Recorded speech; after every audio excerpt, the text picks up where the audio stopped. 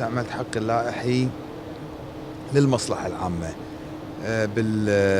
عن طريق الاستناد على المواد 116 من الدستور، 182 من اللائحة الداخلية للمجلس، خاصة فيما يتعلق بتداعيات تصريحات الأخت وزير المالية التي صرحت أو فهم من تصريحاتها أو نقل في بعض الصحف بشكل مختلف عن ما نشر في وسائل إعلامية أخرى أو صحف أخرى، بأنه قد يكون هناك مساس أو تخفيض لرواتب الموظفين الكويتيين. ولذلك وجهت لها أسئلة مباشرة، لأنه لو لم تجيب بوضوح في قاعة عبد الله السالم لاستمر هذا اللغط حتى الجلسة القادمة أو قد يزيد عن ذلك.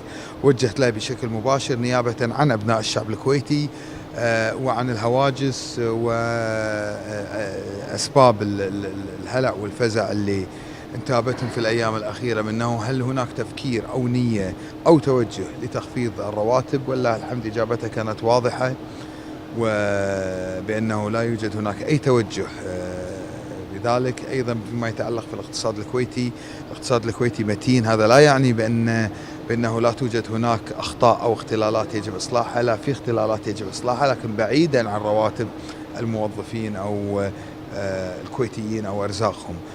كذلك الأمر كان متعلق في العجز الذي ذكر.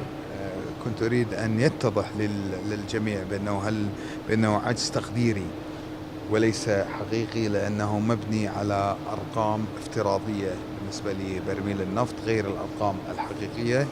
هذه الأمور فقط لتوضح وتطمن الناس. هذه الأمور لا تعني أو تمنع بأنه يجب علينا أن نعالج الاختلالات اللي موجودة في اقتصادنا بعيدا عن أرزاق المواطنين. يجب أن نزيد مصادر دخلنا ولا نعتمد بشكل انفرادي على النفط، أيضا بعيد عن أرزاق المواطنين، وهذا دور الحكومة، وأيضا المجلس يشاركهم في هذا الأمر عن طريق التشريعات المطلوبة.